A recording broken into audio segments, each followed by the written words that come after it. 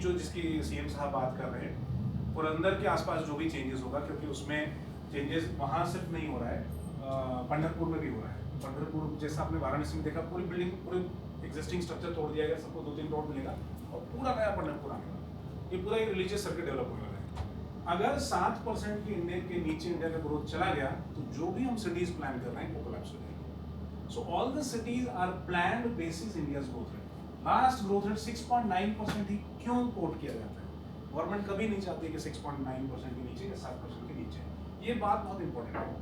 तो मान लीजिए कभी जीडीपी अगर 5% पे भगवान न करे ऐसा ग्रो करने लगे, then you have to be careful, है ना? इसलिए और इंडिया कब क्या इसमें रिस्क है? दो चीजें, जब तक इंडिया ट्रैवल करेगा तब तक ये 7% मतलब 6.9, 6.5, 6 के नीचे जो है नहीं आएगा। जब तक आप इंडिया में शादी होती है, लोग ट्रैवल करते हैं, रिलीजियस है, बाहर जाएंगे ही लोग, कल्चरल सेटअप है, लोग जाते ही हैं, so that is very important. तो आप ये याद रखना, जो भी आप रिपोर्ट पढ़ोगे, अभी भी परसों एक रिपोर्ट आई है, उसमें लिखा गया है कि इंडिया लॉन्ग टर्म में अगर सब स्ट्रक्चरली से स्टेबल रहा, इतना खराब नहीं हो गया जो भी आप देख रहे हो, तो हम 7% का आंकड़े पे क्यों लोग अटके, मेरा आप सवाल पूछ रहे हो। वो नंबर रैंडम नहीं है, जितनी नई सिटीज बन रही है उसके पीछे। ठीक, एक जो बहुत महत्वपूर्ण चीज आने वाली है वो है, ये देखिए, रीट एक इंस्ट्रूमेंट होता है, जैसे म्यूचुअल फंड होता है, वैसे रियल एस्टेट का भी एक म्यूचुअल फंड होता है। तो आने वाले वक्त में वो रियल एस्टेट बिकेंगे जो कि फंड के पार्ट होंगे। अभी तक जैसे इओन आईटी पार्क में बड़े इंस्टीट्यूशनल इन्वेस्टर्स आते हैं, वो कितनी बार बिक चुका है जो इओन आईटी पार्क है कराड़ी का, उसमें ब्लैक रॉक आया, वो बेच के निकल गए। होटल्स देखे, जैसे ब्रह्मा बिल्डर ने वो बेच दिया, ले मेरिडियन बन के वो शेराटन हो गया, वो बिक गया। तो इंस्टीट्यूशन चेंज होते हैं, रेसिडेंशियल लेवल पे अभी तक नहीं होता। आने वाले वक्त में क्या होगा, मान लीजिए कि मैंने ये खरीदा, रेसिडेंशियल प्रॉपर्टी खरीदी और वो स्टॉक एक्सचेंज जैसा लिस्टेड होगा, मैं उसको ऑनलाइन बेच सकता हूँ, बायर मिल गया तो धीरे धीरे होगा, एक दिन में नहीं होने वाली चीज़ें, बट ये चीज़ें भी आने वाली हैं। इंफ्रा, ये जो है ना SM rate, fractional ownership liquidity, मैं एक छोटा सा 2000 स्क्वायर फीट, मतलब 2 मिलियन का प्रोजेक्ट है, उसमें से मैं 100 स्क्वायर फीट खरीद सकता हूँ। ये फ्रैक्शनल ओनरशिप आने वाला है धीरे धीरे। उसमें क्या होगा, जो एडवाइजर्स ग्रो करेंगे वही बेनिफिट करेंगे, और आपको सब पता होना चाहिए। तो इस पर ज़रूर ध्यान रखिए, कभी ना कभी ये रियलिटी होगी।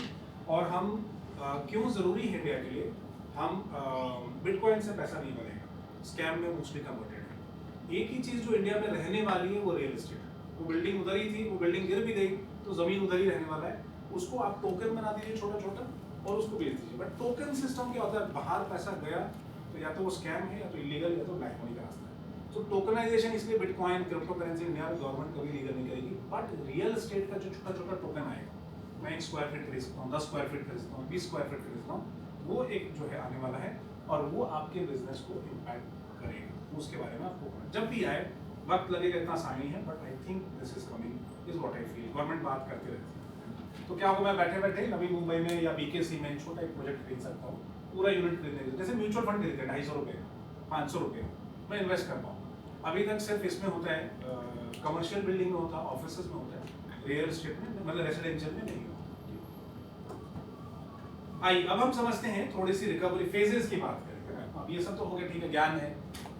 अब कैसे समझेगा भाई मैं किस फेज में हूँ, वो तो बहुत इंपॉर्टेंट चीज़ है, और ये मेरे बिजनेस को इम्पैक्ट करता है। ठीक है, सो फेज 1 में क्या, कैसे पता चलेगा कि मैं फेज 1 में हूँ, कि फेज 2 में हूँ, कि फेज 3 में हूँ, कि फेज 4। ठीक है, आगे बढ़ सकते हैं, कोई दिक्कत तो नहीं है।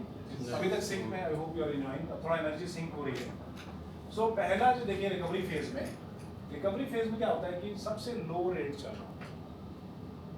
अब लो रेट आपको कब कब मिला, जरा याद कीजिए। प्रॉपर्टी सस्ता कब मिल रहा था?